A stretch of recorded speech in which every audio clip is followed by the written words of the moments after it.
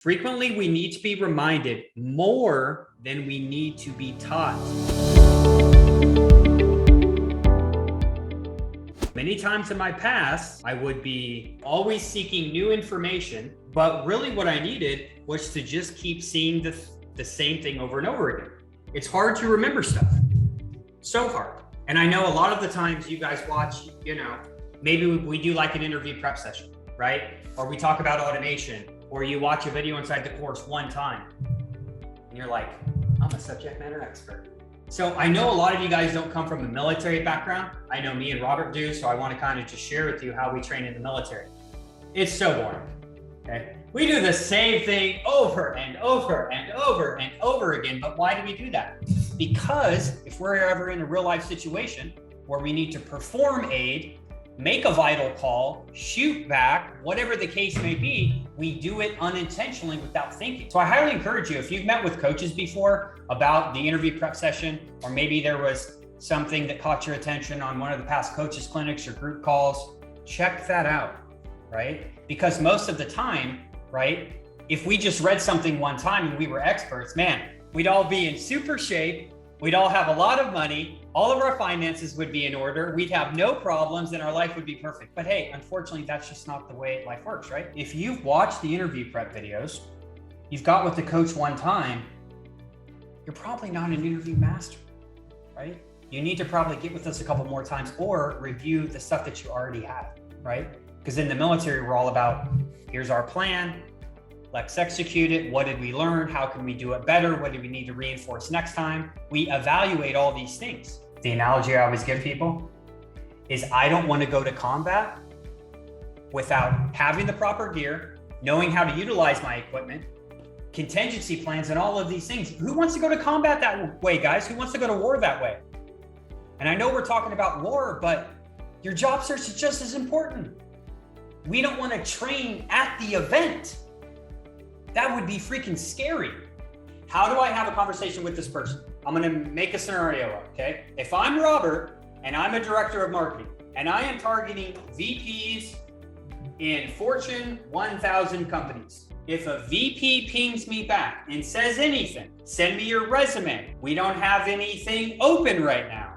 Your first thought needs to be, how can we drive a conversation?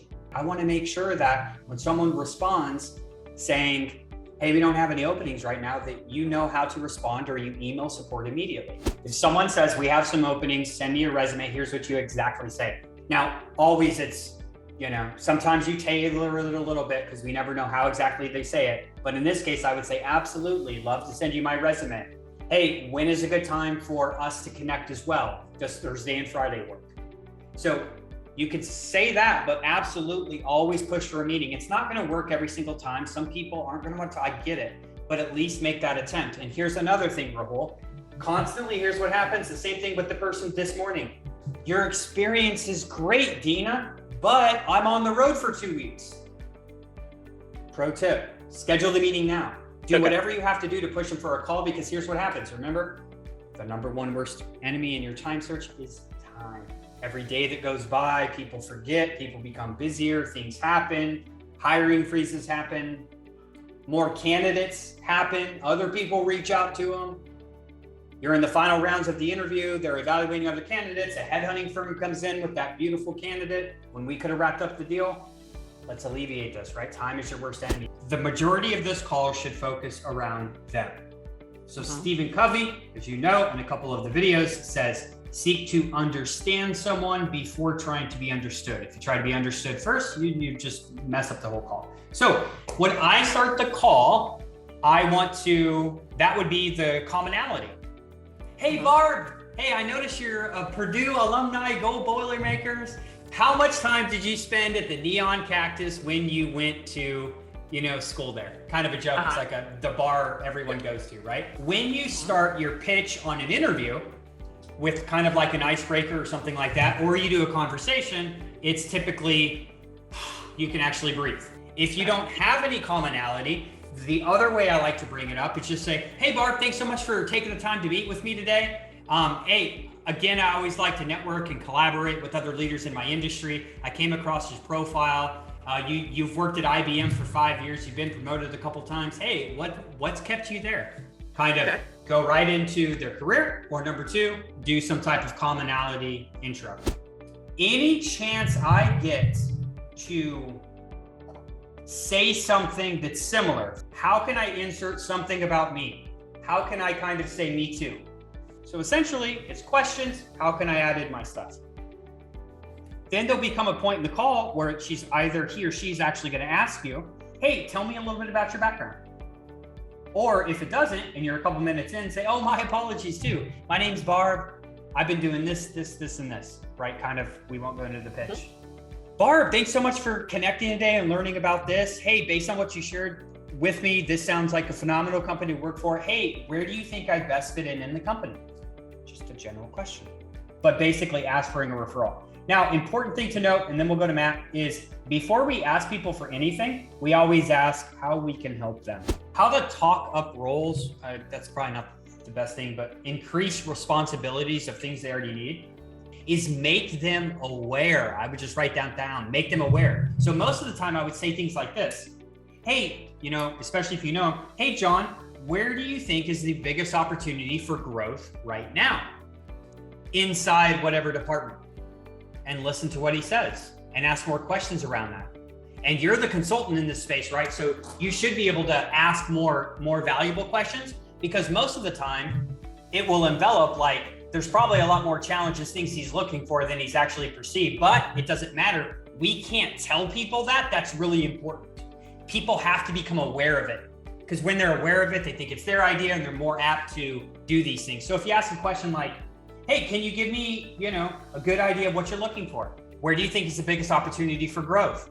What are the biggest challenges right now in the business unit? So I would absolutely re-pitch myself, reintroduce myself, if you will, unless you've stayed in consistent contact. Hey, let me give you an update of what I've done over the past 7 years.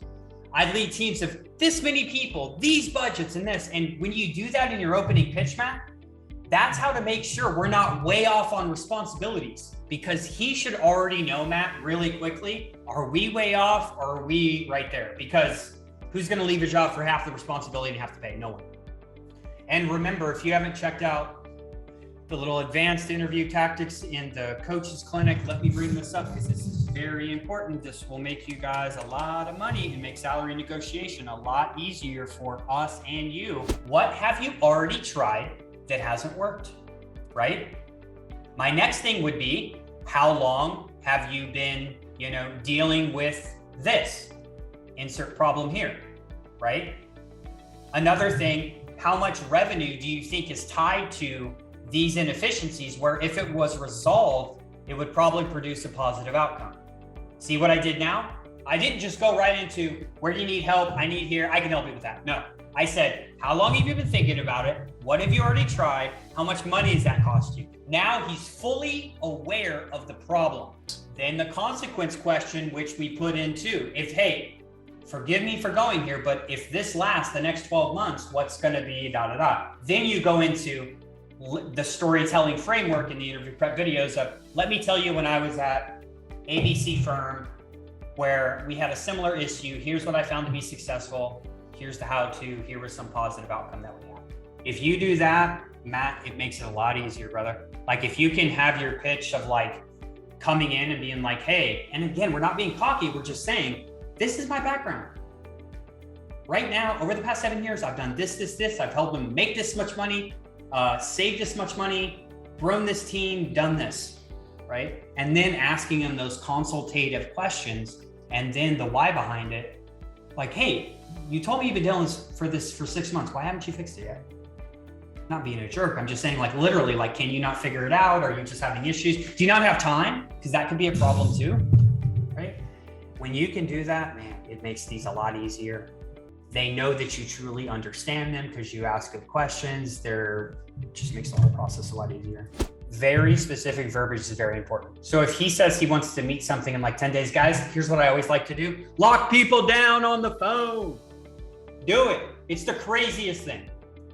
Hey, Tim, let's meet again in 10 days. Great. Hey, got my calendar up right now. I know you're at home. I know you probably got your laptop in front of you like most people, like most busy professionals. So that puts us at March 9th. Joanne, does the morning or the afternoon work best for you? Promise. Again, I'm not being pushy, man. I know that to get shit done, you know, you just have to lock people down, but we just do it in a professional way. So my best advice would be, if someone literally wants to reconnect with you, get that reconnected on the phone. Now, if you can also say things like this, I don't know what happened in the conversation, but got it, 10 days from now. Hey, Joanne, what's the best time on March 9th, the morning or the afternoon? And I prefer to just lock it down now because based on what you shared with me, you've been looking for this person for 90 days. You've been doing this and doing this and doing this. And hey, I want to make sure that we just take time out of the equation so that we can move forward in helping you achieve whatever. I'm never going to leave a call without having something else scheduled. Here's what I always say, right? People get upset that they're not going on like 5 interviews a week. And I just want to remind all of you, it only takes one time for it to come on. And direct outreach is, you know, your best bet, especially when there's positions that we know that are open. We've had a lot of success. We've had people apply for jobs, get denied, do the same thing that Steve just said, 2 hours later with the CEO saying, you'd be perfect. It seems like, well, I was just rejected a couple hours ago because I'm not a good fit. And he says I'm perfect. So yeah, direct reach out is your best friend. But here's what we say, because I know you got some of those templates. Hey, either way, I don't want compensation stand in the way of us working together to insert whatever you guys talked about. Hey, and I would welcome a phone call if you would prefer that. I feel I should be on the top of the range because of this. You shared with me that you're looking for this. I feel that I can do that. Hey, I don't want money to, you know, compensation to stand in the way of us working together to do or accomplish X, Y, Z, and would welcome a phone call. And either way, look very excited to start working together, something along those lines. I encourage you all to write this down. It's only awkward if you feel it's awkward. Hey, it's not awkward. We're not trying to do anything. We're just having a conversation about money. The problem with money, everyone wants more of it. No one wants to talk about it. Someone calls me, hey, why are you asking for 20% more? Hey, Jane, I'm excited you called me. You know what? Either way, I can't wait to get started in 2 weeks to help you. Man, I've met the team. I've met everybody. Man, I can't wait to come on board. You told me about that big project with that problems client. I'm absolutely going to solve that. The main question I had for you, Jane, is I noticed you gave me the range, and I'm trying to just, if you could maybe just help me understand a little more why I'm not on the top of the range. Because, you know, I'm looking at my background, I'm looking at the conversation, I'm looking at my years of experience. And the reason I put that is I just think that's worth them in the marketplace. Do you feel the same way? Knowing you're having confidence in yourself, man, knowing that you're worth more, right? And then it's not like I'm trying to negotiate my salary. It's like, hey, man, the amount you pay me, I'm going to 4X this revenue, right? I'm not going to cost you money. I'm going to make you money, which is why you decide to hire me, Joanne, out of all the other people you interviewed. Joanne, am I right? That's the way you should value yourself.